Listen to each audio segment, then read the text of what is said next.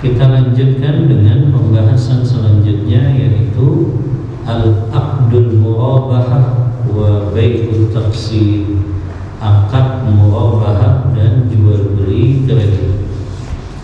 Sebelum itu Pak, sebetulnya ada satu materi lagi itu di atasnya. Sudah dapetin di halaman berapa kalau terjemahan? 36. Di atasnya itu ada masalah tentang iqalah ya. Ada tulisan iqalah ya. Di situ masalah yang ketujuh ada al-iqalatu fil bai', iqalah dalam jual beli. Apa itu artinya iqalah? Iqalah adalah pembatalan transaksi yang dilakukan oleh salah satu yang melakukan transaksi, tapi biasanya ini dilakukan oleh pembeli. Jadi pembatalan transaksi yang dilakukan oleh pembeli namun berdasarkan keridhaan penjual dan pembeli. Contoh misalnya seseorang terkadang dia sudah akad, dia sudah beli barang itu, tapi tiba-tiba ada rasa nyesel, kenapa saya beli barang ini? Ya, padahal anak belum bayar SPP gitu ya, atau ada kebutuhan lain, maka pembeli boleh membatalkannya ya, dan si penjual dianjurkan untuk menerima pembatalan tersebut. Itu yang dinamakan iqalah, yang Rasulullah SAW menyebutkan tentang keutamaan penjual yang dia menerima pembatalan transaksi dari pembeli. Lihat Pak hadisnya, riwayat Imam Ahmad dalam kitab Musnadnya, Abu Daud dalam kitab Sunannya, Ibnu Majah juga dalam kitab Sunannya, Ibnu Hibban dalam kitab Sahihnya. Hadis ini disahihkan oleh Syekh Albani. Kata Rasulullah SAW, man aqala musliman bai'atahu aqalallahu asratahu yawmal qiyamah. Siapa yang menerima pembatalan transaksi dari seorang muslim, maka Allah pun akan memaafkannya pada hari kiamat. Ini keutamaan bagi penjual ya. Kan terkadang muncul rasa kesel gitu biasanya Pak ya. Pembeli kok PHP aja gitu, katanya mau beli, tapi ternyata ada keutamaannya. Penjual ketika dia ridho menerima pembatalan transaksi dari pembeli, maka Allah pun akan memaafkan dia pada hari kiamat nanti. Ya, subhanallah ya. Mukmin itu ketika dia melakukan transaksi jual beli bukan semata-mata materi duniawi yang ingin dia dapatkan, tapi juga keberkahan ya, curahan rahmat, ampunan Allah yang dia harapkan justru nanti pada hari kiamat. Dan dia bisa dapatkan ampunan Allah itu pada hari kiamat ketika dia ridho menerima pembatalan transaksi dari si pembeli ya. Maka ini disebutnya iqalah ya, menerima pembatalan transaksi dari pembeli dan dia ridho, maka dia mendapatkan maaf dan ampunan dari Allah pada hari kiamat nanti. Baik, kita lanjut Pak, masalah yang ke-8, aqdul murabahah, akad tentang jual beli murabahah. Jual beli Pak itu ada beberapa macam bentuknya ya. Kemarin sudah sempat kita jelaskan Pak, jual beli itu banyak bentuknya ditinjau dari beberapa sisi. Yang pertama, jual beli ditinjau dari cara menetapkan harga.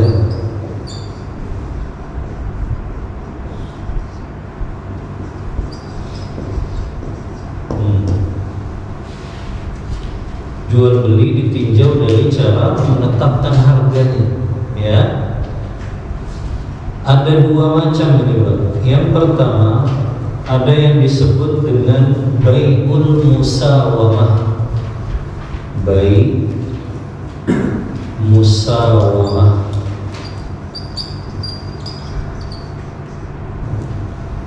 Apa ini maknanya bai'ul musawamah, Pak? Kata para ulama fikih, bai' musawamah itu si penjual ketika dia menjual barangnya, dia tidak menyebutkan harga pokoknya dan dia tidak menyebutkan berapa keuntungan yang dia ambil.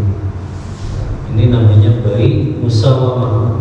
Jadi si penjual tuh nggak ngasih tahu berapa modal dia dan berapa keuntungan yang dia dapatkan. Dan ini yang biasa kita lakukan, Pak. Ya. Dan ini namanya bai' musawamah. Si penjual nggak nyebutin berapa harga pokok dia, ya, beli barang tersebut, dan dia pun nggak menyebutkan berapa laba atau keuntungan yang dia dapat. Ya. Ada jenis yang kedua, Pak, yang disebut dengan bai' amanah.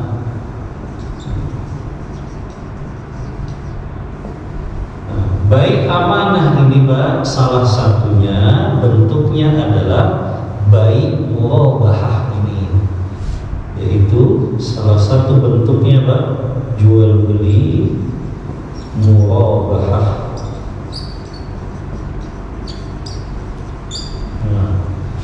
Jadi jual beli murabahah ini bukan produknya bank syariah, Pak. Jadi memang di zaman para ulama dulu pun sudah dibahas, gitu. Ya. Jadi bukan produknya bank syariah, tapi memang para ulama fikih sudah membahasnya sudah lama tentang jual beli murabahah. Ya, apa definisinya? Tadi, Pak, kebalikan atau lawan dari jual beli musawamah. Berarti kalau jual beli murabahah, si penjual ketika dia menjual barangnya, dia sebutkan harga pokoknya dan dia sebutkan berapa dia mengambil laba keuntungannya. Itu namanya jual beli murabahah.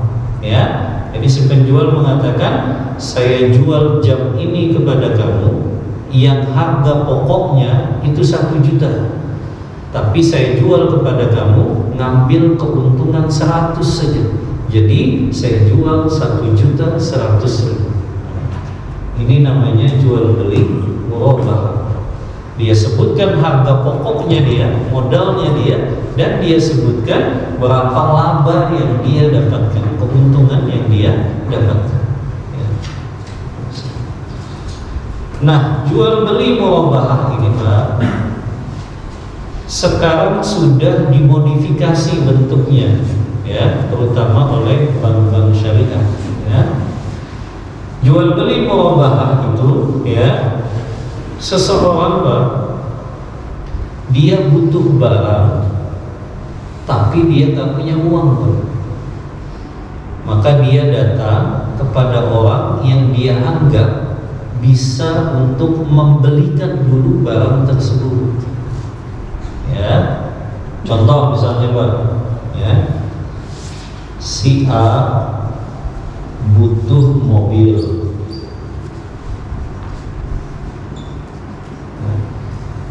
Dia nggak punya uang untuk beli mobil ini secara cash, ya, maka datanglah dia, ya, si A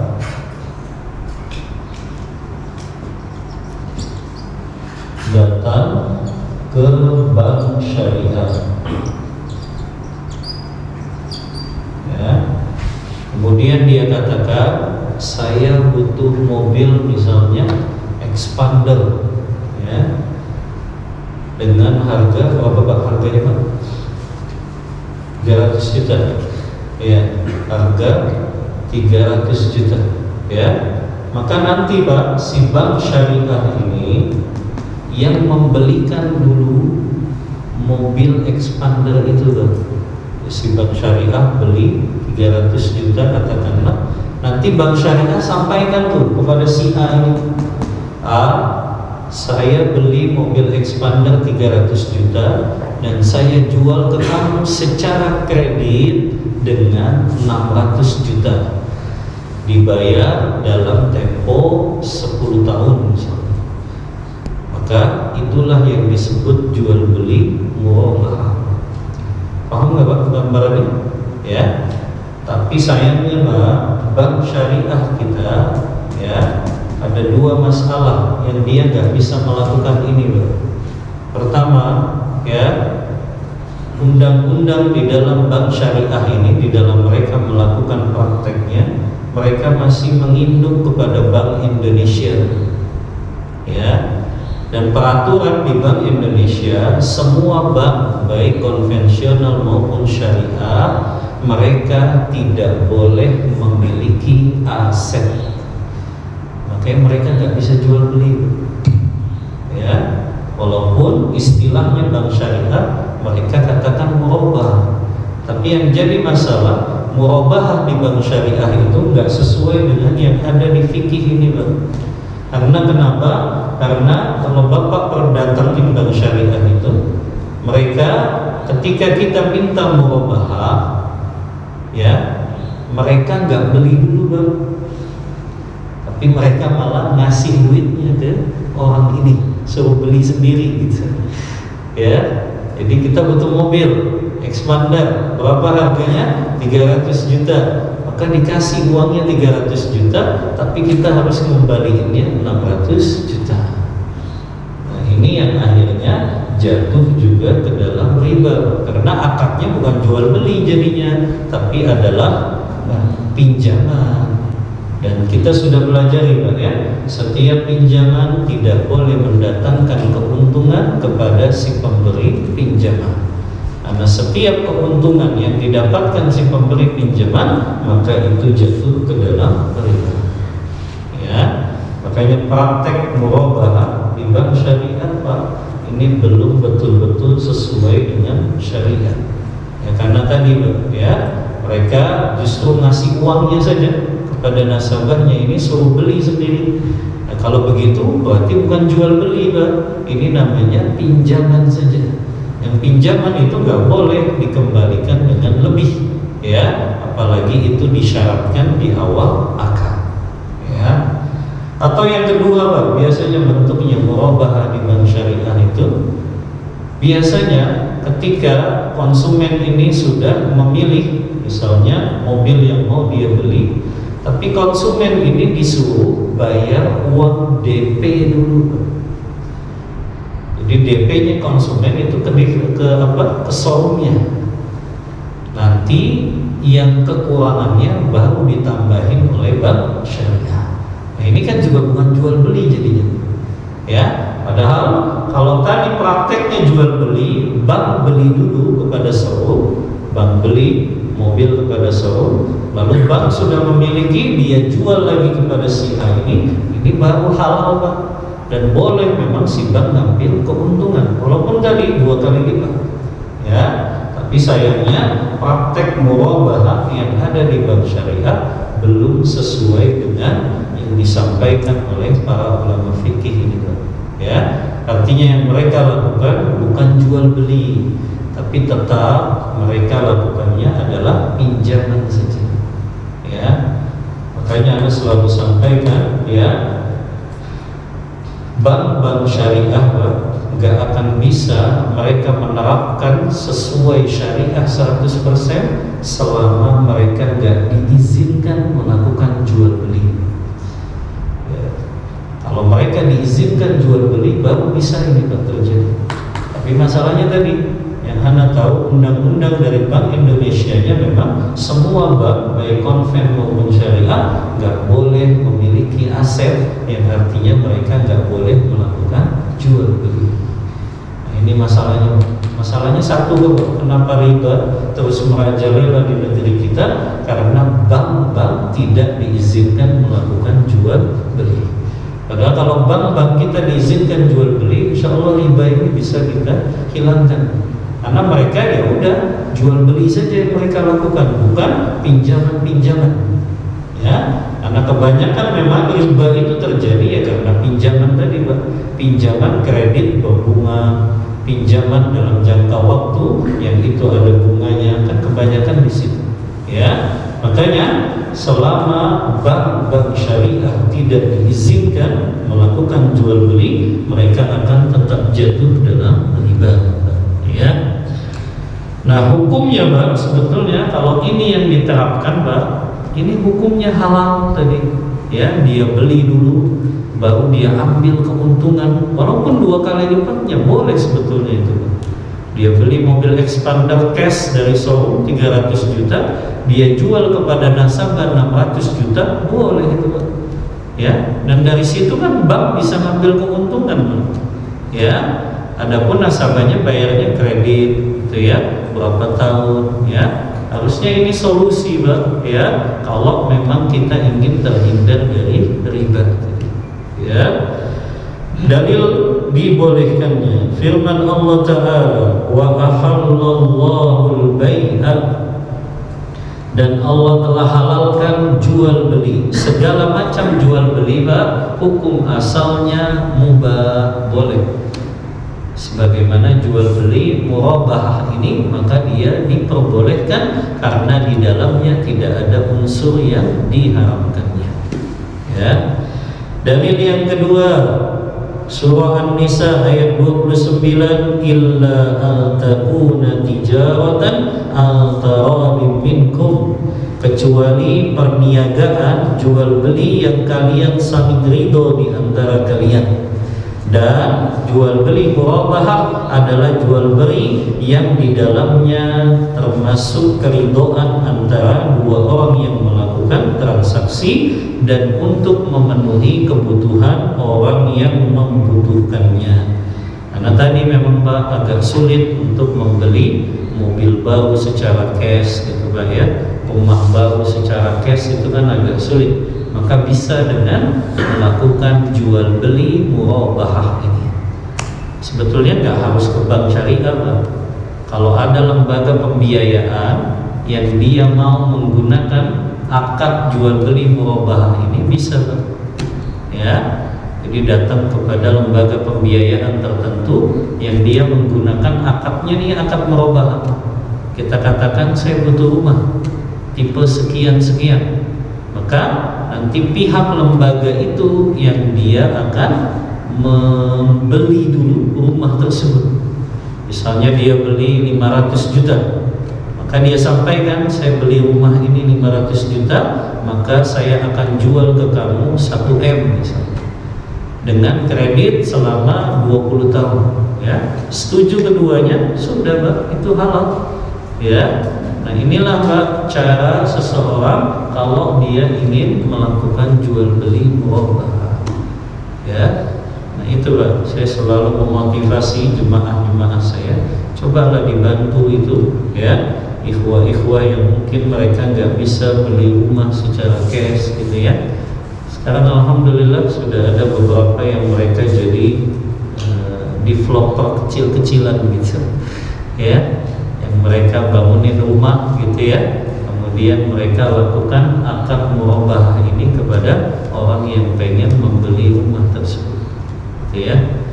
Nah, ini, Pak, solusi agar kita bisa terhindar dari riba yang disebut dengan jual beli murabahah, ya. Paham, Pak, sampai sini? Baik. Setelah jual beli murabahah, Pak, selanjutnya pembahasan yang ke-9, al-bai'u bit-taqsid, jual beli kredit. Apa definisinya jual beli kredit? Huwa bai'us sil'ati ila ajalin muhaddad, yaitu seseorang membeli barang atau melakukan jual beli barang dalam tempo waktu yang ditentukan, yang pembayarannya diakhirkan dengan cara dicicil dalam waktu tertentu, dan setiap cicilan itu ada tempo atau jangka waktunya yang harus dibayar oleh pembeli. Nah, ini juga, Pak, jual beli ditinjau dari serah terima barangnya. Kalau ini tadi kan jual beli ditinjau dari cara menetapkan harganya, ya. Ada 2 tadi, bai musawamah, ada bai amanah, yang salah satunya jual beli murabahah. Sekarang Pak, kita bahas salah satu jenis atau bentuk jual beli ditinjau dari serah terima barangnya.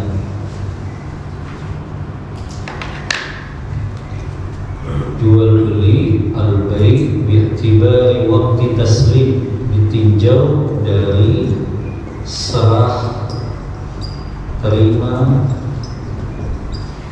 barang.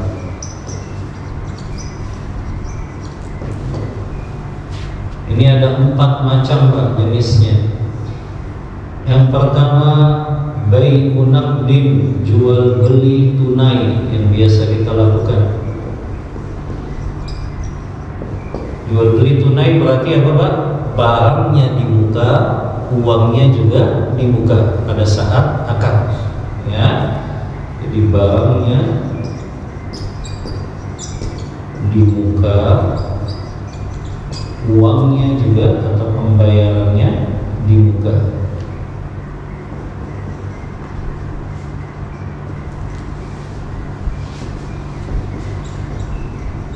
Nah, ini jenis yang pertama. Ada jenis yang kedua, yang disebut dengan bai'us salam, jual beli salam. Jual beli salam. Jual beli salam ini bukan maknanya penjual dan pembeli saling mengucapkan assalamualaikum, Pak. Ya, tapi jual beli salam ini adalah uangnya di muka, barangnya belakangan.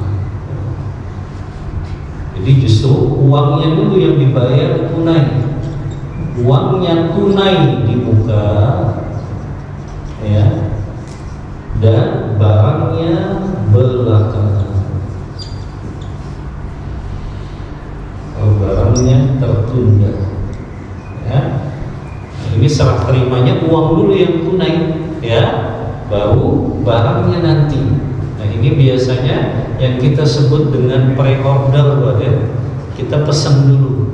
Tapi di sini nanti ada syarat-syaratnya, Pak. Nanti kita bahas khusus tentang jual beli salam. Di antaranya adalah uang pembayarannya harus tunai pada saat akad. Jadi nggak bisa DP dulu, Pak. Harus tunai pada saat akad. Itu kalau jual beli salam. Dan ini yang banyak dilakukan sahabat justru. Ini bedanya kita dengan sahabat Rasulullah. Kalau kita kan kebanyakannya jual beli kredit. Kalau sahabat Rasulullah kebanyakannya jual beli salam, Pak.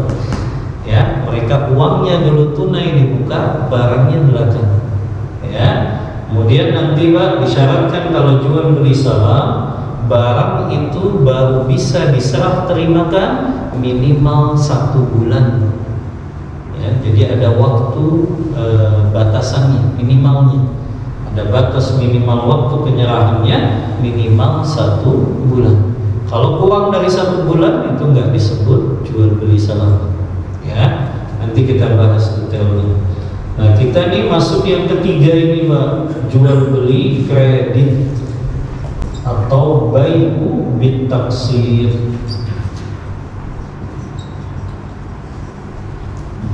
Jual beli kredit disebutnya bai' bitaksir.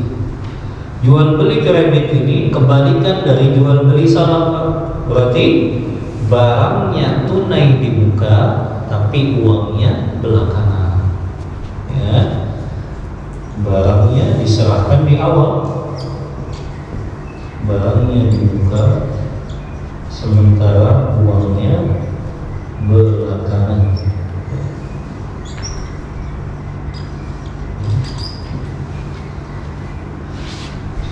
Ini Pak, ya, jual beli kredit. Nah, 3 jenis ini, Pak, 3 jenis yang sudah kita sebutkan ini, jual beli tunai, jual beli salam, jual beli kredit, hukum asalnya mubah. Hukum asalnya mubah, walaupun nanti ada syarat-syaratnya. Ya, 3 jenis ini hukum asalnya mubah. Ya, diperbolehkan oleh syariat kalau memenuhi syarat-syarat yang ditetapkan. Nanti kita sebutkan syarat-syarat jual beli kredit. Nah, jenis yang keempat ini Pak yang diharamkan oleh para ulama, bahkan ulama ijma. Ijma itu sepakat ulama keharaman jenis jual beli yang keempat ini, yang disebut oleh para ulama bai'ul kali bil kali, jual beli hutang dengan hutang. Jual beli hutang dengan hutang.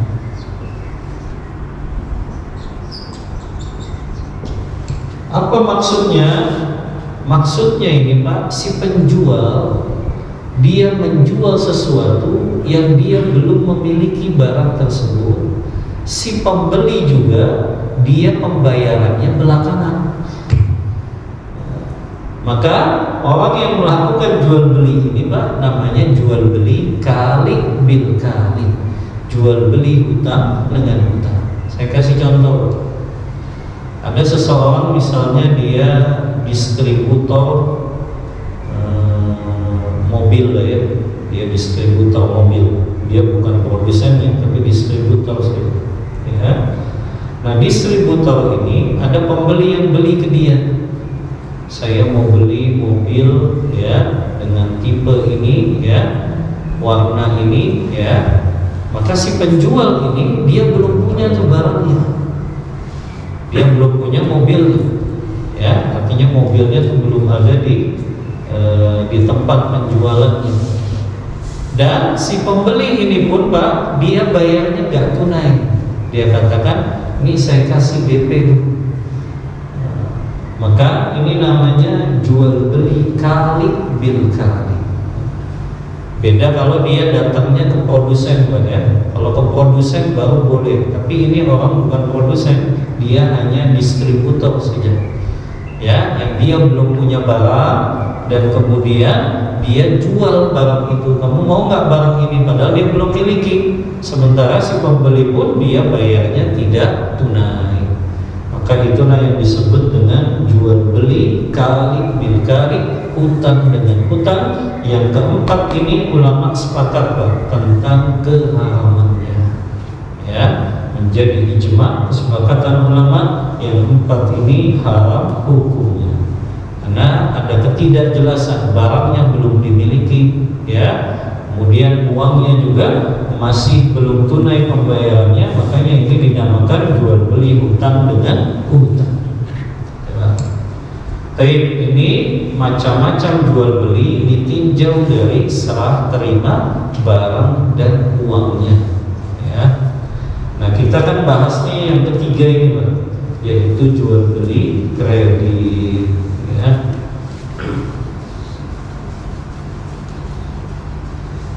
Jual beli kredit Pak, tadi Anda katakan hukum asalnya mubah, karena ini pendapat mayoritas ulama. Ya. Jual beli kredit hukumnya, hukum asalnya mubah.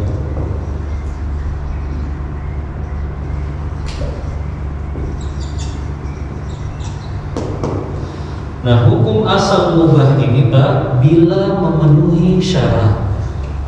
Ya, artinya dia bisa jadi mubah ya kalau itu memenuhi syarat. Ya, makanya kita akan bahas Pak syarat-syarat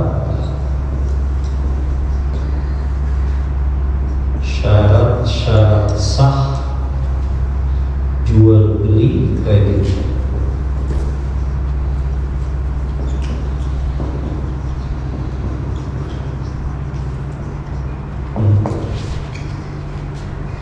Kelihatan Pak, kayaknya udah mau habis nih segitu.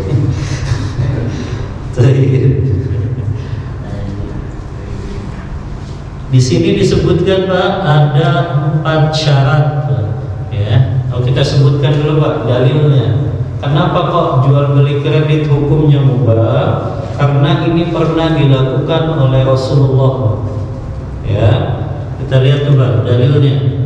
Hadis riwayat muttafaqun alaih, ya. Riwayat Bukhari dan Muslim dalam kitab sahih keduanya. Kata Aisyah radhiyallahu anha, ini testimoni ibunda kita Aisyah radhiyallahu anha, beliau berkata, "Ishtara Rasulullah sallallahu alaihi wasallam min Yahudi ta'aman binasi'atin ay bil ajali wa rahanahu dir'an min hadid."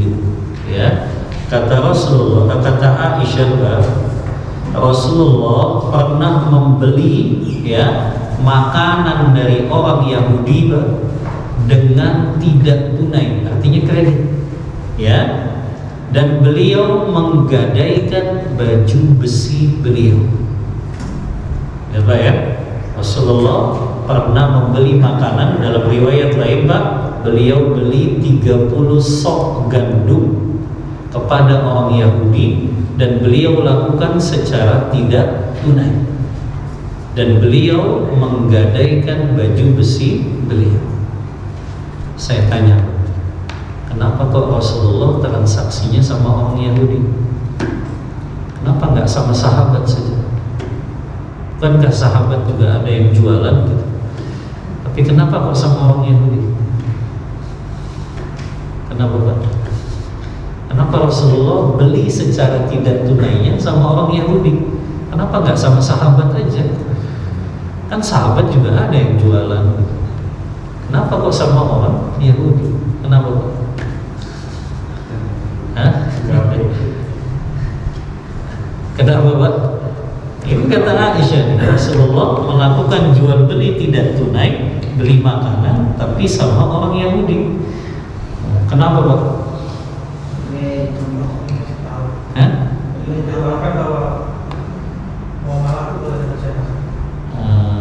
Ingin mengabarkan bahwa muamalah boleh dengan siapa saja. Iya, tapi kurang tepat Pak. Betul sih jawabannya diantaranya itu. Tapi ada yang dimaksud Pak. Ada lagi Pak. Kenapa Rasulullah justru belinya makanan secara tidak tunainya kepada orang Yahudi, bukan kepada kaum muslimin saja di zaman beliau, atau kepada sahabat-sahabat? Yang sahabat kan juga pedagang Pak. Ya. Apa Pak jawabannya? Nah, barang sekurang matanya lah, jadi tidak untuk seluruh umat itu. Buat seluruh umat? Maksudnya gimana? Jawabannya gini, ya. Kata para ulama, kenapa kok Rasulullah nggak belinya ke sahabat saja secara tidak tunainya? Kata ulama, Pak, yang pertama Pak, Rasulullah tahu kalau beliau beli kepada sahabat, sahabat akan mengikhlaskannya. Dan Rasulullah nggak mau merepotkan sahabatnya itu. Subhanallah. Ini kan beda sama kita Pak. Ya, maka kalau yang jualan teman kita minta diskonnya segede-gedenya, ya kan begitu. Rasulullah nggak mau Pak ngerepotin sahabatnya, karena beliau tahu kalau beliau lakukan ini jual beli kreditnya dengan sahabat, ya sahabat pasti ikhlasin kan. Sudah ya Rasulullah nggak usah gitu kan, ya, karena tahu Rasulullah lagi butuh makanan gitu, ya. Dan Rasulullah nggak mau merepotkan sahabatnya. Subhanallah, ya, akhlaknya Rasulullah yang luar biasa, ya. Makanya beliau tahu sahabat pasti akan ikhlasin kalau beliau beli kreditnya ke sahabat. Makanya beliau melakukan jual beli kreditnya dengan orang Yahudi. Ya, ini cara para ulama menjelaskan kenapa Rasulullah tidak melakukan transaksinya kepada sahabat atau kaum muslimin, ya. Baik, kemudian juga ya syarat-syarat sahnya jual beli ya, syarat sah jual beli kredit ya. Nah, di sini tadi Pak, dari hadis ini juga kita bisa ambil faedah Pak. Kalau kita melakukan jual beli tidak tunai, itu dianjurkan kita memiliki jaminan. Ya. Ini setiap kita melakukan transaksi tidak tunai, apakah kita berhutang, apakah kita jual beli kredit, itu bagusnya Pak, kita punya sesuatu yang dijaminkan. Ya, karena Rasulullah lakukan ini Pak. Kata Aisyah, Rasulullah membeli makanan dari orang Yahudi dengan tidak tunai dan beliau gadaikan baju besi beliau. Untuk apa Pak jaminan baju besi ini? Untuk kalau beliau nggak bisa bayar, maka itu bisa dijadikan sebagai pembayarannya. Nah, kita kalau berhutang juga bagusnya gitu Pak. Sunnahnya memang kita ketika berhutang itu punya yang kita jaminkan, ya. Itu sunnah saja, tapi sangat dianjurkan. Karena kenapa? Kalau ternyata kita nggak bisa bayar, itu bisa jadi alat pembayaran nantinya. Bahkan kata Aisyah dalam hadis riwayat Bukhari yang lain, tuwfiya Rasulullah wa dir'uhu marhunatun inda Yahudi. Rasulullah wafat Pak, dan baju besi beliau masih tergadaikan di tangan orang Yahudi. Karena beliau ternyata nggak bisa bayar sampai beliau wafat Pak. Tapi ada alat pembayarannya, yaitu apa? Baju besi beliau. Yang itu jadi alat pembayaran dari hutang yang beliau miliki. Ya, sama seperti kita Pak. Kalau kita mau melakukan transaksi tidak tunai, apakah pinjam meminjam, apakah jual beli kredit, bagusnya itu ada yang kita jaminkan, ya. Apalagi kalau kita nggak ngasih tahu istri, gitu ya. Saya justru selalu sampaikan Pak, kalau kita berhutang kasih tahu istri justru, supaya istri tahu Pak. Karena perkara hutang ini perkara berat, ya. Tidak selesai di dunia, tapi sampai hari kiamat. Rasulullah sampai mengatakan dalam hadis riwayat Muslim Pak, dalam kitab sahihnya, lisyahidi yughfaru kullu dzambin illa dainuh. Orang yang mati syahid, adakah yang lebih mulia daripada orang yang mati syahid? Gak ada Pak. Orang yang mati syahid, kata Rasulullah, semua dosa-dosanya diampuni oleh Allah kecuali hutangnya. Semua dosanya diampuni Pak sama Allah orang yang mati syahid, kecuali hutangnya nggak selesai. Ya, itu bisa menjadi sebab orang ini yang harusnya masuk ke dalam surga itu bisa ditunda karena hutangnya belum dibayarkan. Yang dia harus bayar dengan pahala-pahala dan amal solehnya pada hari kiamat nanti. Sayang Pak, kita punya pahala sholat, pahala zakat, pahala haji umroh, pahala sedekah, tapi kalau kita di dunianya juga ternyata hutangnya nggak selesai, itu harus kita bayar dengan pahala-pahala dan amal soleh. Ya. Belum lagi hadis Rasulullah yang beliau nggak mau menyolatkan jenazah yang masih memiliki hutang. Itu kan menunjukkan perkara hutang itu perkara berat. Makanya kalau kita berhutang justru sampaikan sama istri, biar nanti istri tahu hutang-hutang kita dan nanti dibayarkannya yang pakai harta yang kita tinggalkan. Makanya harta itu kan sebelum dibagikan kepada ahli waris, dia harus dibayarin dulu untuk hutang orang yang meninggal ini. Jadi nggak langsung tiba-tiba setelah orang ini meninggal langsung untuk ahli warisnya, nggak kayak gitu Pak. Ya, tapi ditunaikan dulu untuk biaya kepengurusan jenazahnya, untuk pembayaran hutangnya. Hutangnya ada dua lagi Pak. Hutangnya kepada Allah, hutangnya kepada sesama manusia. Kalau itu sudah selesai baru ditunaikan wasiatnya kalau dia punya wasiat, dan kalau masih ada sisa Pak, baru dibagikan kepada ahli waris. Begitu Pak urutannya kita ketika seseorang meninggal dunia. Makanya sampaikan kepada istri kita Pak kalau kita memiliki hutang. Beda kalau kita minjemin uang ke orang Pak, itu lebih bagus nggak usah bilang ke istri. Karena biasanya istri nggak setuju. Ya. Sementara kan yang kita yang tahu orang itu memang betul-betul butuh gitu ya. Nah, jadi saya selalu sampaikan gitu kan. Kalau kita minjem itu baru kita sampaikan ke istri baru. Tapi kalau minjemin orang atau piutang ke orang, lebih baik gak usah dikasih tahu istri, karena yang Anda tahu biasanya istri itu gak setuju gitu. Ini kan buat jalan-jalan katanya ya, daripada minjemin orang ya. Baik Pak, kita lanjut dengan syarat-syarat sah jual beli kredit. Ada 4 Pak di sini. Yushtaratu li sihhati bai'it taqsid, disyaratkan atau di antara syarat sahnya jual beli kredit ya, selain harus memenuhi syarat-syarat jual beli yang sudah kita bahas di awal ya. Ingat Pak, syarat-syarat sah jual beli ada 7 kemarin ya, yang ada 7 itu harus terpenuhi Pak. Nah ini ada tambahannya khusus untuk jual beli kredit. Jadi selain 7 kemarin itu harus terpenuhi, maka ada tambahannya 4 ini. Yang pertama, antakuna sil'atu bihauzatil ba'i'i wa tahta tasarrufihi indal abdi, fala yajuzu lahum al-ittifaqu ala thamaniha wa tahdidu mawa'idis sadadi wal aqsad, thumma ba'da dhalika yashtariha al-ba'i' wa yusallimuha lil mushtari, fa inna hadha muharramun.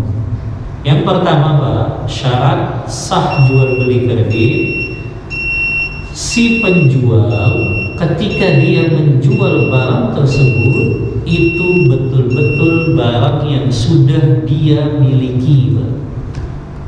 Jadi nggak boleh si penjual dia sudah akad dulu Pak dengan si pembeli. Dia katakan, kamu mau nggak beli jam? Padahal si penjual ini belum memiliki jam tersebut. Tapi dia katakan kepada pembeli, saya jual jam nih, nggak apa-apa deh, kamu bayarnya kredit ke saya, ya, dikredit selama 3 bulan, ya. Tapi dia belum punya barangnya Pak. Ketika si pembeli ini bayar DP-nya, baru si penjual ini beli jamnya ke produsennya. Maka ini diharamkan Pak. Ini sama dengan si penjual menjual barang yang belum dia miliki.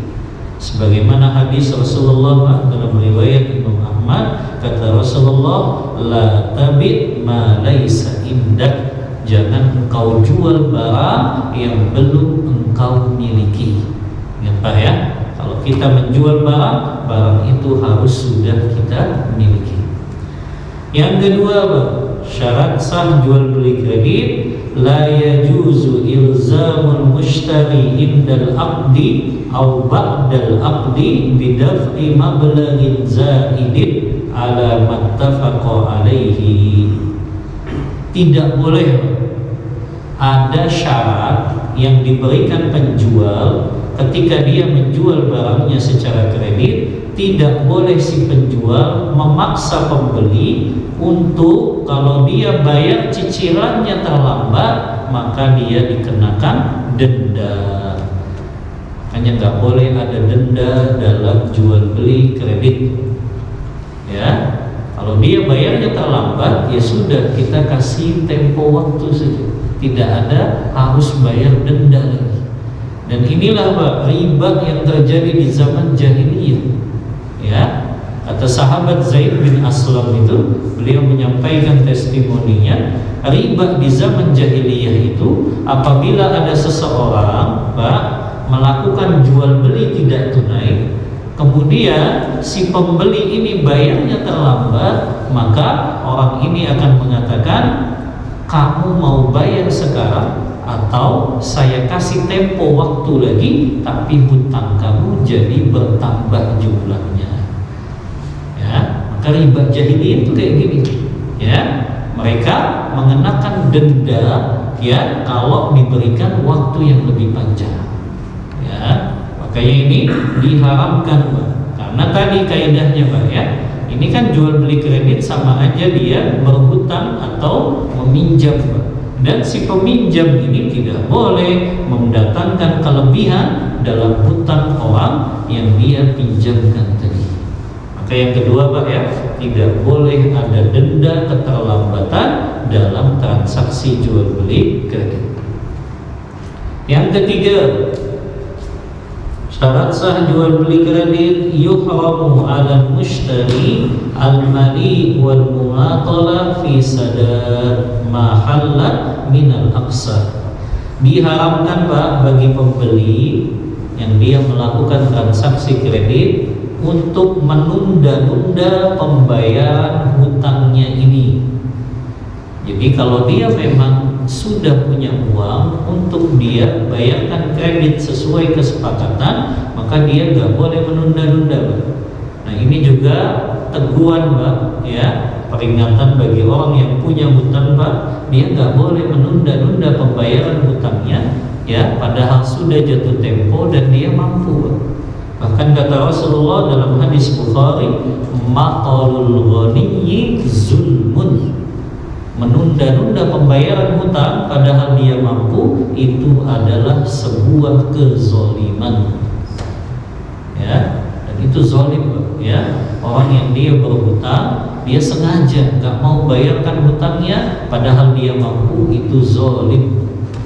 Bahkan Rasulullah dalam hadis yang lain, Pak, riwayat Ibnu Majah, kata Rasulullah, apabila seseorang dia berhutang kepada saudaranya dan dia sengaja tidak mau membayar hutangnya tersebut, maka pada hari kiamat nanti dia akan berjumpa dengan Allah dalam statusnya sebagai pencuri, ya, yang dia minjem uang orang tapi dia sengaja, dia bertekad nggak mau balikin uang itu. Nanti pada hari kiamat justru dia berjumpa dengan Allah sama statusnya dengan seorang pencuri, ya. Karena yang namanya hutang harus dibayar, ya. Baik, kemudian Pak, yang keempat, syarat sah jual beli kredit adalah la haqqa lil bai'i fil ihtifazi bi malikil mabi ba'dal bai'.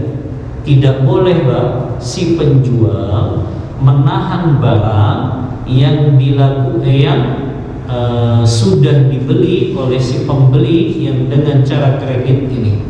Maknanya, Pak, jual beli kredit itu barangnya harus diserahkan di muka setelah akad, ya, nggak boleh ditahan dulu barangnya gitu, ya. Sementara dia uangnya juga kredit, ya, maka nggak boleh seperti ini. Yang namanya jual beli kredit, ya sudah, barangnya diserahkan dan pembayarannya secara angsuran. Kecuali, Pak, si penjual ini minta jaminan, boleh, ya. Misalnya ada seseorang, saya jual nih mobil saya ke kamu, kamu boleh bayar kredit selama 3 tahun, tapi saya minta jaminan, ya. Jaminannya apa? Apakah mungkin sertifikat rumah gitu, ya, yang nanti kalau dia misalnya terlambat pembayarannya lebih dari 6 bulan, ya sudah deh, dibicarakan baik-baik tuh, Pak. Gimana nih cara pembayarannya? Apa rumah ini dijual saja, kemudian nanti untuk melunasi hutang sisanya dikembalikan kepada si pembeli ini, ya. Jadi boleh meminta jaminan, Pak, kalau memang orang tersebut melakukan jual beli kredit. Tapi tidak boleh tadi, Pak, ya, yaitu menahan barang dari pembeli yang melakukan kredit ini, ya. Baik, cukup, Pak, untuk materinya jual beli murabahah dan jual beli kredit. Insyaallah kita lanjut dengan bab kedua, Pak, di pertemuan selanjutnya, yaitu bab tentang riba dan macam-macamnya. Baik, untuk materi kita cukupkan. Wallahu ta'ala a'lam bishawab. Kita buka diskusi dan tanya jawab. Wassallallahu ala nabiyyina Muhammadin wa ala alihi wa sahbihi wasallam. Silakan, Pak, yang punya pertanyaan. Nah, ya, dari kanan dulu atau dari sana? Iya. Ustaz, dalam hal iqalah dan Ustaz, bagaimana ketika sudah diawali dengan DP, Ustaz? Sudah DP, kemudian pihak pembelinya membatalkan. Itu yang pertama. Terus yang kedua, bagaimana ketika dalam kesepakatan akad, kemudian tapi pembayaran di waktu yang sudah ditentukan, misalkan sebulan kemudian gitu. Nah, tapi di sebulan kemudian tersebut ternyata tidak bisa. Jadi yang pembeli itu gagal untuk nggak bisa bayar gitu. Iya, nggak bisa. Nah, apakah penjual bisa mengatakan batal itu transaksinya dan dia menjual ke yang lain? Iya. Baik. Jazakallah khairan. Pertanyaan yang sangat bermanfaat ya. Yang pertama berkenaan dengan iqalah tadi ya. Kalau seseorang pembeli dia sudah memberikan DP-nya kepada si penjual gitu ya. Kemudian pembeli ini membatalkannya gitu. Ya. Apakah uang DP-nya hangus atau harus dikembalikan gitu? Nah, memang permasalahan DP ini Pak, itu disebutnya oleh para ulama dengan bai'ul urbun. Bai'ul urbun itu jual beli yang melalui DP di awalnya atau pembayarannya dengan DP dulu ya. Nah, ulama beda pendapat tentang hukum bai'ul urbun ini. Pendapat pertama Pak, pendapat mayoritas ulama Pak, jual beli dengan cara DP ini kalau ternyata dibatalkan oleh si pembeli, mayoritas ulama mengatakan tetap uang DP-nya dikembalikan. Ya, ini kalau kita merujuk kepada pendapat mayoritas ulama. Mayoritas ulama itu Imam Abu Hanifah, Imam Malik dan Imam Syafi'i. Ya. Kemudian ada pendapat kedua, Pak, yaitu pendapatnya Imam Ahmad yang beliau mengatakan boleh jual beli urbun ini yang tadi si pembeli kalau dia sudah akad dan memberikan DP, ternyata dia batalkan, maka uang DP-nya itu jadi milik si penjual dan itu boleh. Nah, ini pendapatnya Imam Ahmad. Karena kenapa? Karena si penjual itu dia sudah menahan barangnya ini untuk nggak dijual kepada yang lain. Ya, ketika orang itu sudah memberikan DP, maka dia sudah mengalami kerugian. Kalau uang ini dikembalikan berarti dia rugi karena dia sudah tahan barang ini ternyata nggak jadi gitu ya. Nah, wallahu ta'ala alam Pak ya. Kalau ana lebih menguatkan pendapat Imam Ahmad ya, artinya hukumnya boleh si penjual ini dia mengambil uang DP tersebut. Walaupun kalau dalam iqalah tadi Pak, yang lebih baik memang tetap mengembalikan uang DP tersebut kalau dibatalkan oleh si pembeli. Ya, bedakan Pak ya antara hukumnya boleh saja dengan kita ngambil yang lebih utamanya. Ya, secara hukum boleh dari si penjual dia ngambil uang DP tersebut itu mubah. Tapi kalau kita mau raih yang lebih utama Pak, tetap kita kembalikan uang DP-nya dan itu masuk dalam iqalah ini yang kita berharap kita pun dimaafkan oleh Allah pada hari kiamat. Ya. Wallahu ta'ala a'lam bissawab. Yang kedua ya, berkenaan dengan seseorang yang dia awalnya jual beli kredit gitu ya. Kemudian dia janji mau melunasi 1 bulan, ternyata 1 bulan berlalu dia nggak bisa bayar. Apakah boleh si penjual membatalkan transaksinya? Nah, di sini Pak, kalau si penjual mau membatalkan transaksi harus dengan persetujuan si pembeli. Karena kata para ulama akad jual beli ini akad lazim. Akad lazim itu artinya nggak bisa dibatalkan secara sepihak pun, tapi harus berdasarkan keridhaan dua pihak tadi. Makanya yang lebih bagus Pak, kalau Bapak takut orang ini ternyata nggak bisa bayar, Bapak kasih yang namanya khiyar syarat. Khiyar syarat itu ya, kita belum bahas ya tentang macam-macam khiyar. Khiyar itu Pak, di dalam ilmu fikih artinya bolehnya bagi penjual atau pembeli untuk membatalkan transaksi atau melanjutkan transaksi. Itu namanya hak khiyar ya. Jadi hak khiyar itu diberikan kepada penjual atau pembeli untuk melanjutkan transaksi atau untuk membatalkan transaksi. Nah, khiyar ini ada 3 macam Pak bentuknya.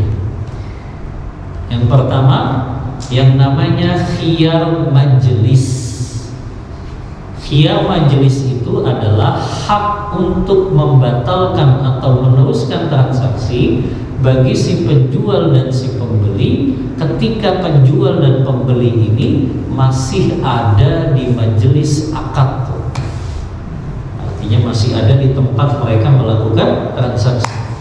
Nah, khiyar ini menjadi tidak bisa lagi dilakukan kalau sudah berpisah dari tempat majelis akadnya. Bapak misalnya beli sebuah buku di toko buku, ya. Kemudian tiba-tiba Bapak mau batalkan. Selama Bapak masih di toko buku itu, maka boleh untuk membatalkan transaksi. Ini yang disebut dengan khiyar majelis, ya. Sebagaimana sabda Rasulullah SAW, al-bayyanu bil khiyar ma lam yatafarraqa. Dua orang yang melakukan jual beli, mereka punya hak khiyar, yang disebut khiyar majelis, selama mereka belum berpisah dari tempat majelis akadnya, ya. Ini jenis yang pertama. Ada jenis yang kedua, yang namanya khiyar syarat atau khiyar syarat. Jadi si penjual memberikan syarat kepada pembeli, ya, kalau ternyata kamu nggak bisa, ya, melunasi dalam tempo 1 bulan barang yang kamu beli ini, maka akan saya batalkan. Itu boleh, ya. Atau si pembeli malah yang bilang, nanti deh saya pikirin dulu ya dalam waktu sepekan. Kalau memang sepekan ini saya katakan saya hubungi lagi, berarti saya jadi beli. Tapi kalau enggak, berarti saya batalkan. Maka ini boleh untuk penjual dan pembeli. Seperti tadi penjual misalnya, kalau dia nggak bisa bayar sebulan, ya udah kita batalin transaksinya. Nah itu boleh, namanya khiyar syarat, ya. Yang ketiga namanya khiyar aib. Khiyar aib itu bolehnya pembeli, ya, membatalkan transaksi kalau ternyata barang yang dia beli ada aibnya, ya. Maka boleh dua pilihan bagi si pembeli ini. Yang pertama, dia minta pengurangan harga sama si penjual karena barangnya nggak sesuai ekspektasi, ya. Di gambarnya bagus gitu, ya, sifat-sifatnya dijelaskan bagus, kok sampai rumahnya nggak sesuai gitu, ada aib-aibnya dan kekurangan. Maka boleh dengan khiyar aib. Yang pertama, dia minta pengurangan harga dulu, ya. Saya minta pengurangan harga. Kalau ternyata nggak mau, ya sudah, berarti saya batalkan. Batalkan itu ya berarti barangnya dikembalikan dan si penjual ini pun harus mengembalikan uangnya. Nah, ini Pak, jenis-jenis khiyar yang dibolehkan dalam syariat untuk kita meneruskan transaksi atau membatalkan transaksi. Wallahu ta'ala a'lam bishawab. Cukup. Ada lagi? Tadi yang khiyar aib, kalau misalkan saksi udah deh, dicek semuanya, misalkan barang bagus itu, dan sudah si pembeli merasa ini udah ini gitu. Saat di majelis akadnya. Kemudian sudah ditunaikan aku bayarnya misalkan gitu. Tapi misalkan 3 pekan kemudian dia menemukan hal yang tidak dia temukan yang waktu pemeriksaan kondisi pas pembayaran itu. Kemudian si pembeli itu merasa kecewa gitu ya misalkan gitu. Nah itu apakah benar tadi pengurangan atas segala macam dan bayar gitu misalkan? Ini harus diperinci dulu Pak. Kalau si penjual sudah mengatakan kamu periksa barang yang mau kamu beli ini, ya. Tapi setelah kamu bawa barang ini, ya sudah, tidak ada komplain lagi. Makanya si pembeli berarti ketika dia sudah di majelis akadnya, dia harus betul-betul detail lihat barang itu. Karena jangan sampai nanti baru di rumah dia baru kecewa karena dia ngeceknya nggak detail gitu. Maka itu kesalahan si pembelinya. Makanya kalau ternyata si penjual sudah mengatakan itu, kamu boleh cek sepuas-puasnya, ya. Tapi nanti setelah kamu bawa tidak ada komplain lagi, ya, tidak ada ikhtiar aib tadi lagi, ya. Maka berarti kalau si penjual sudah mengatakan itu, ya sudah, pembeli nggak bisa minta pengurangan harga atau membatalkan transaksi, ya. Wallahu ta'ala a'lam bishawab. Ya, silakan Pak. Terima kasih Pak Ustaz. Yang saya tanyakan itu Pak, ketika kita ada orang butuh barang terus kita belikan, terus tapi ini untuk dibisniskan gitu loh, ke perusahaan gitu loh. Nanti sifatnya terus menerus gitu loh. Artinya di sini kerjasama gitu. Iya. Nah, boleh nggak kita menetapkan keuntungan gitu, sekian persen?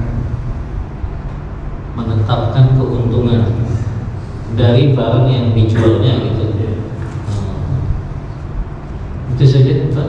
Iya, jazakallahu khairan, pertanyaan yang sangat bermanfaat. Di dalam melakukan jual beli Pak, yang saya ketahui tidak ada pembatasan kita mencari keuntungan. 200% pun boleh, 300% pun boleh.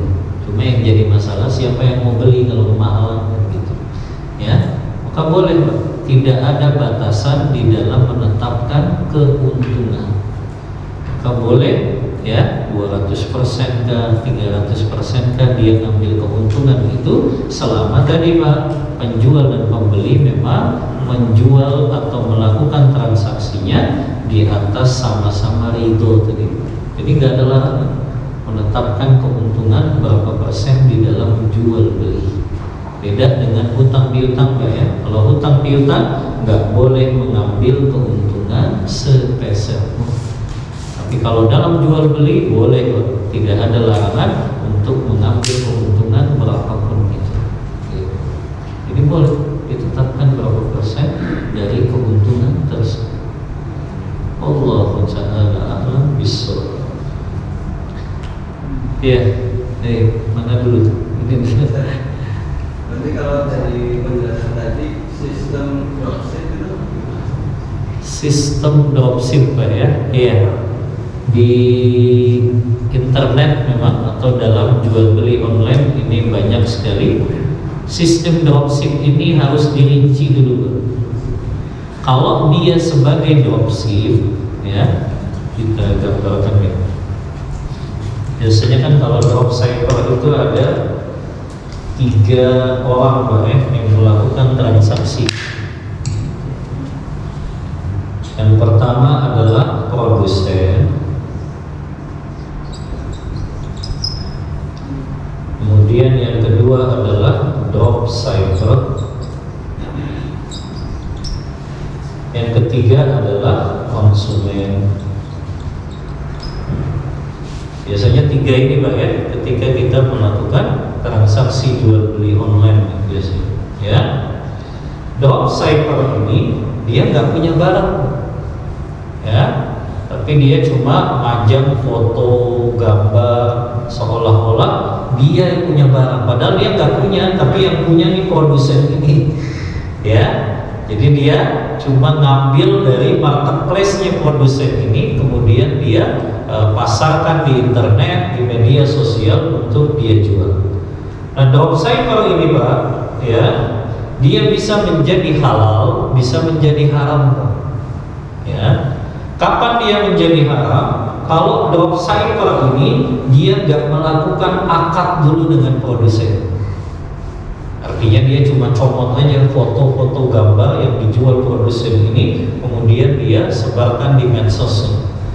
Maka kalau dia nggak punya akad dulu dengan si produsen Pak, maka dropshipper ini nggak boleh dia jual barang kepada konsumen, karena dia masuk dalam hadis tadi Pak, dia menjual barang yang tidak dia miliki. Tadi hadisnya la tabi ma laisa indak, jangan kamu jual barang yang belum kamu miliki. Makanya kalau dropshipper yang seperti ini dia haram Pak, karena dia kan nawarin barang dulu nih. Ketika konsumennya sudah transfer, baru dropshipper ini beli kepada produsen. Sama aja dia menjual barang yang belum dia miliki, ya. Nah, ini kalau bentuknya kayak gini haram Pak, dia menjadi dropshipper. Tapi ada dropshipper yang dia bisa halal Pak. Ya, caranya gimana? Dropshipper bilang kepada produsen, saya jadi wakil kamu deh, jualin barang kamu. Nanti saya dapat upah ya dari saya jualin barang kamu. Nah, ini boleh Pak, ini namanya akadnya wakalah bil ujrah. Wakalah bil ujrah itu mewakilkan, dengan si wakil ini dia dapat upah dari barang yang dia jualkan milik produsen. Upahnya itu bebas, apakah berdasarkan item yang dia jual atau berdasarkan durasi waktu, ya. Misalnya sebulan kamu saya kasih upah segini, kamu jadi wakil untuk masarin barang saya. Nah, ini boleh Pak, kalau posisinya dropshipper sebagai wakil. Jadi ketika konsumen beli, dia ke dropshipper dulu, nanti dropshipper baru bilang kepada produsen kalau ada yang belinya. Maka jadi bisa dua Pak ya, bisa haram kalau dia tadi gak ada akad dulu ke produsen, dan bisa halal kalau dia menjadi wakil bagi si produsen. Wallahu ta'ala bishawab. Silakan Mas.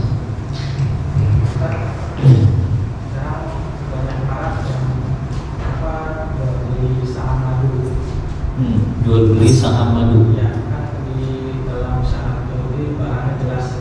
Nah, ini kita membeli suatu barang kotak yang kita tidak tahu isi lebahnya itu berapa. Isi lebahnya berapa? Seperti itu. Kotak ini adalah kotakan sarang. Di dalamnya ada bibit namanya anakan lebah. Nah, kita kan tidak tahu ini lebah jumlahnya berapa. Dalam satu barang ini, si penjual ini juga monopoli hasil dari madunya. Nanti kan ada lebah ini akan terbang menghasilkan madu dalam sarang ini. Nah, sarang ini harus dijual setelah panen, dijual ke penjual sarang ini. Misalkan kita beli sarang ini dari si penjual ini 100.000 misalnya. Dan kita tidak tahu juga ini dalam isinya apa, berapa jumlah lebahnya. Setelah itu kita taruh di misalkan di hutan. Setelah beberapa bulan otomatis ada madu. Dan madunya ini diakatkan kembali, diakatkan di awal, harus dijual ke dia lagi. Padahal kita beli dari dia. Ya, dan jual ke dia lagi. Belinya kredit atau cash? Oh, belinya cash. Dijual lagi ke si penjual tadi, misalkan 300.000. Jadi kita punya untung 200.000 dan tidak tahu ini hasil madunya kosong kan, atau ada atau sekilo 2 kilo, itu risiko ditanggung oleh penjual tadi. Jadi satu barang ini sudah dibeli oleh kita, jadi milik kita. Belinya cash tadi ya, belinya cash. Wajib, disyaratkan wajib harus dijual lagi ya, secara cash juga. Secara cash juga, ya. Yang karena kan kita yang pertama kita juga nggak tahu jumlah lebahnya berapa, yang mungkin ada yang mati, ada yang kita nggak tahu. Terus penghasilan itu juga kita nggak tahu berapa, pokoknya kan juga 300.000 misalkan. Dengan hasil panennya tidak jelas juga. Itu gimana? Iya, jazakallah. Iya, pertanyaan yang sangat bermanfaat ya. Yang pertama Pak, ya, itu dinamakan jual beli yang ada unsur ghararnya. Gharar itu ketidakjelasan sifat barang atau objek yang diperjualbelikan. Dan kita telah sebutkan di syarat sahnya jual beli tidak boleh ada unsur gharar. Bahkan jelas sekali di syarat sah jual beli itu di poin yang ke-7 Pak yang ke-6, an yakunal ma'qudu alaih ma'luman likulli minhuma bi ru'yatihi wa musyahadatihi indal aqdi. Barang yang diperjualbelikan itu diketahui oleh penjual dan pembeli. Bahkan kedua-duanya bisa menyaksikannya pada saat akad. Dan sifat-sifatnya juga diketahui dan dilihat secara nyata, yang itu membedakan dengan barang yang lainnya. Maka kalau tadi di dalam kotak yang tidak tahu tadi jumlahnya, keadaan lebahnya juga, maka ini namanya jual beli gharar, tidak memenuhi syarat sah jual beli ini. Yang kata sahabat Abu Hurairah, naha Rasulullah an bai'il gharar. Rasulullah melarang melakukan jual beli gharar yang tidak jelas tadi apakah fisik barangnya, sifat barangnya, maka itu haram hukumnya. Maka nggak boleh dilakukan jual beli yang seperti itu. Wallahu ta'ala a'lam bishawab. Emang selalu begitu kalau jual beli lebah di dalam kotak? Saya aja. Kita mau bisa lihat buka berapa lebahnya, sehat atau tidak, atau tidak. Kalau dibuka mau bahaya ya? Misalnya enggak, si penjualnya memberitahu nggak ini sifat di dalamnya ada sekian enggak? Hanya kotak-kotak. Harus begitu berarti kalau jual beli lebah. Sarannya saja. Sarannya sudah buka. Nah, saya heran itu kenapa dia mensyaratkan harus menjual lagi ke yang lain setelah panen. Kita mendapat keuntungan dari panen. Iya, kalau dia mengharuskan itu juga nggak boleh, karena ada unsur keterpaksaan ya, seolah-olah dia memaksa orang ini pokoknya harus jual lagi ke saya. Itu tidak dibangun di atas keridhaan, ya termasuk juga tidak memenuhi syarat yang pertama itu, tidak ada keridhaan antara penjual dan pembeli, maka itu juga dilarang ya. Allahu ta'ala a'lam bishawab. Nah, tafadhal. Tadi saya ada simak untuk jual beli yang punya haram, ya, jual beli hutang dengan hutang. Nah, ini saya ada tanya ini, misalnya begini kan, ada seorang penjual barang, ini produsen buat kanopi, jadi menjual kanopi rumah, si pembeli yang punya rumah ini akan memesan kanopi. Dan biasanya terjadi sudah setelah OPH jadi per meter berapa, si pembuat kanopi ini minta DP untuk modal beli material. Setelah sudah selesai dan terpasang baru untuk pelunasan. Apakah ini termasuk jual beli hutang dengan hutang? Iya, jazakallahu khairan buat pertanyaan yang sangat bermanfaat ya. Tadi yang Anda katakan tidak boleh itu kalau si pembeli belinya dari distributor, bukan dari produsen. Kalau dari produsennya langsung, maka itu diperbolehkan, Pak. Ini namanya di dalam istilah fikih itu bai'ul istisna, jual beli istisna ya. Jual beli istisna. Jual beli istisna ini, Pak, kita membeli barang yang barangnya itu belum ada, tapi itu langsung kepada produsen. Contoh, Pak, Bapak datang ke tukang jahit, Bapak pengen bikin jaket, padahal jaketnya kan belum ada. Orang Bapak pengen bikin sesuai dengan desain yang Bapak buat kan gitu. Benangnya pun mungkin belum ada, jarumnya belum ada gitu ya. Tapi Bapak boleh bayar DP dulu kan biasanya ya. DP-nya setengahnya, nanti setelah jaketnya jadi maka baru dilunasi. Maka ini namanya jual beli istisna. Tapi syaratnya tadi langsung datang kepada produsennya. Maka sama tadi dengan kasus kanopi ya. Kanopi kan dia yang bikin ya. Dia yang bikin produksi, maka dia minta DP terlebih dahulu, baru nanti setelah sudah dipasang kita bayar pelunasannya. Ini boleh dan tidak masuk jual beli hutang dengan hutang, tapi masuknya jual beli istisna. Ini kepada barang yang biasanya belum diproduksi, ya. Nah, jual beli istisna ini kita beli barang yang belum diproduksi. Misalnya kita mau pesan lemari gitu Pak ya, yang lemarinya tuh belum diproduksi karena pengen sesuai dengan gambar kita. Maka ini kita boleh Pak, transaksinya dengan jual beli istisna, kita DP dulu, baru nanti dilunasi setelah jadi barang. Wallahu ta'ala a'lam bishawab. Banyak Pak ya, macam-macam jual beli. Iya, silakan. Mengajukan pertanyaan. Nah, Soalnya iya.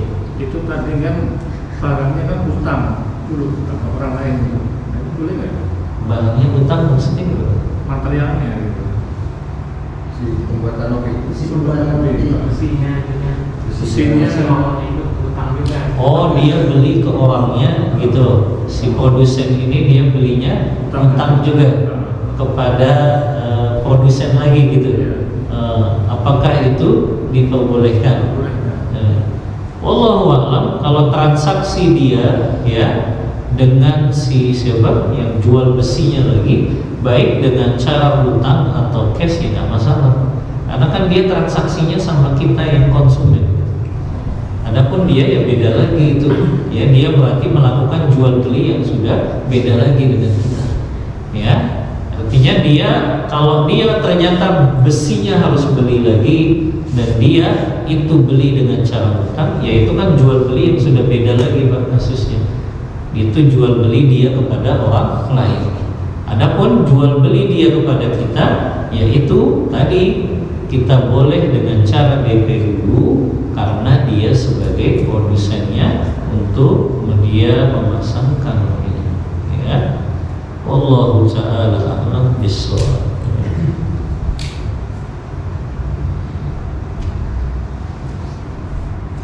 Cukup Bapak-bapak. Baik, kalau sudah tidak ada yang ditanyakan, sudah jam 6 lewat ya, agak kerasa.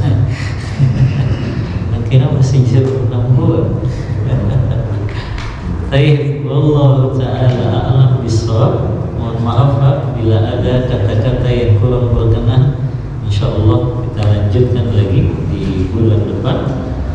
Wassallallahu ala nabiyyina Muhammadin wa ala alihi wa sahbihi wasallam. Kita tutup kajian kita dengan membaca doa kafaratul majlis. Subhanakallahumma wa bihamdika asyhadu an la ilaha illa anta astaghfiruka wa atubu ilaik. Walhamdulillahi rabbil alamin. Wassalamualaikum warahmatullahi wabarakatuh.